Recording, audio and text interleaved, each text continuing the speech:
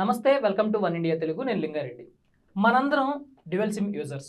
మామూలుగానే ఒకటి ఫ్యామిలీ కోసం, మరొకటి ఆఫీస్ పర్పస్ కోసమో దేనో దాని కోసం యూజ్ చేస్తూనే ఉంటాం. అయితే మార్చి 1వ తారీఖు నుంచి మనందరికీ షాక్ తగలబోతుంది. ఎందుకంటే బేసికల్గానే 2 సిమ్లు ఉన్నప్పుడు 2 సిమ్లకు సంబంధించి మనం వాట్సాప్తో పాటు ఇతర సోషల్ మీడియా అకౌంట్లు ఏదో ఒకటి మెయింటైన్ చేస్తూనే ఉంటాం.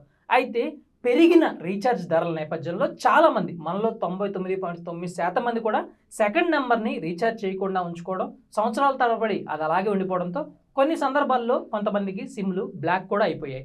కానీ మన దగ్గర ఉన్న వైఫై ఫెసిలిటీతో కానీ, లేదంటే ముందుగా వాడుతున్న మొదటి సిమ్తో ఉన్న నెట్ సదుపాయంతో కానీ మనందరం ఆ రెండో వాట్సాప్ని కూడా రన్ చేసుకుంటూ వస్తున్నాం. అయితే మార్చి 1 నుంచి కేంద్రం సిమ్ బైండింగ్ రూల్ని అయితే తీసుకురాబోతుంది. ఈ సిమ్ బైండింగ్ రూల్ అంటే ఏంటంటే, ముందుగా మన ఫోన్లో ఖచ్చితంగా 2 సిమ్లు ఉండాల్సిందే.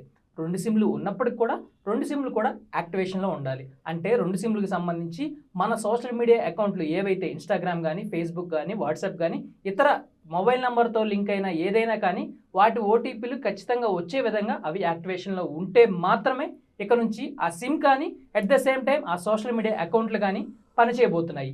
దీన్ని సిమ్ బైండింగ్ అని అంటారు. ఈ సిమ్ బైండింగ్ నిబంధనని మార్చి 1వ తారీఖు నుంచి కేంద్ర టెలికాం మంత్రిత్వ శాఖ అయితే అమల్లోకి తీసుకురాబోతుంది. ముఖ్యంగా సైబర్ నేరాలకు సంబంధించి దేశంలో విప్లవాత్మకమైన మార్పు ఖచ్చితంగా రావాలి. ముఖ్యంగా మొబైల్ ఫోన్ నుంచే ఎక్కువ సైబర్ క్రైమ్లు జరుగుతున్న నేపథ్యంలో ఓటీపీల ప్రాధాన్యత మరీ పెరుగుతున్న క్రమంలో ఇక నుంచి సిమ్ బైండింగ్ రూల్ అమల్లోకి తీసుకురావడం ద్వారా ఏం జరిగిద్దంటే, ప్రతి 6 గంటలకు ఒకసారి మనందరం కామన్గా వాట్సాప్ వెబ్లో కానీ లేదంటే సిస్టమ్స్లో కానీ లాగిన్ అయ్యి ఉంటాం. సో ఆ ఫోన్ కానీ ఆ సిమ్ కానీ మన దగ్గర ఉంటే దానికి వచ్చే ఓటీపీని మనం మెన్షన్ చేయడం ద్వారా 1వ తారీఖు నుంచి ఆ చాట్ మొత్తం అలాగే ఉంటుంది. ఇన్ కేస్ లేని పక్షంలో ఆ చాట్ అనేది మనకి ఇంకా దొరకదు. అంటే సెకండ్ సిమ్ నెంబర్తో ఏదైతే మనం వాట్సాప్ని మెయింటైన్ చేస్తున్నామో అది 1వ తారీఖు నుంచి ఆ వాట్సాప్ బ్లాక్ అయ్యే అవకాశం చాలా స్పష్టంగా కనిపిస్తుంది. సో మీరు వాడుతున్న 2వ నెంబర్కి సంబంధించి ఆ వాట్సాప్ చాట్స్ మీకు కానీ కీలకం అనుకుంటే వెంటనే మీరు ఏదైతే వాట్సాప్ నెంబర్ని ఇప్పటివరకు వాడకుండా పక్కన పెట్టారో ఆర్ఎల్స్ బ్లాక్ అయిపోయిందో దాన్ని 1వ తారీఖు లోపు యాక్టివేట్ చేసుకుంటేనే మీ 2వ వాట్సాప్ నెంబర్ ఉపయోగంలో ఉంటుంది. లేని పక్షంలో మీ వాట్సాప్ కంప్లీట్గా బ్లాక్ అయిపోతుంది. ఇది ఓన్లీ వాట్సాప్కే మాత్రమే కాదు, ఇన్స్టాగ్రామ్కి, ఫేస్బుక్కి, అలాంటి వాటి అన్నిటికి కూడా ఇదే ఉండబోతుంది. ఈ చాట్ అనేది కూడా మళ్ళీ బ్యాకప్ కూడా కాదు.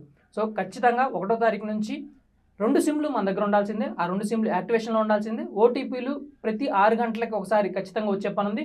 మరీ ముఖ్యంగా ఇది ఎవరికి తలనొప్పి కాబోతుందంటే, ఎవరైతే చిన్న వ్యాపారాలు చేసుకుంటూ వాళ్ళ 2వ నెంబర్ని వాట్సాప్ బిజినెస్ అకౌంట్కి యూటిలైజ్ చేసుకుంటున్నారో వాళ్ళకి ఇది చాలా తలనొప్పిగా మారబోతుంది. ఎందుకంటే ప్రతి 6 గంటలకు ఒకసారి మనం కానీ సిస్టంలో లాగిన్ అయితే ప్రతి 6 గంటలకు ఒకసారి ఖచ్చితంగా ఆ క్యూఆర్ కోడ్ని స్కాన్ చేసి మళ్ళీ లాగిన్ అవ్వాల్సి ఉంటుంది. ఇన్ కేస్ క్యూఆర్ కోడ్ రాని పక్షంలో ఖచ్చితంగా ఓటీపీని ఎంటర్ చేయాల్సి ఉంటుంది. సో ఇది అలాంటి బిజినెస్ చేసుకునే వాళ్ళకి, బిజినెస్ అకౌంట్ వాడే వాళ్ళకి కూడా చాలా పెద్ద షాక్ కాబోతుంది. సో కేంద్రం తీసుకున్న ఈ నిర్ణయం మార్చి 1వ తారీఖు అర్ధరాత్రి 12 గంటల నుంచి ఇంప్లిమెంటేషన్లోకి రాబోతుంది. సో ముందు జాగ్రత్త చర్యల్లో భాగంగా ఇంపార్టెంట్ చాట్స్ ఏమన్నా ఉన్నా కానీ, ఇంపార్టెంట్ డాక్యుమెంట్స్ మీ సెకండ్ వాట్సాప్లో ఏమన్నా ఉన్నా కానీ వెంటనే తీసి భద్రపరచుకోండి. Thank you for watching.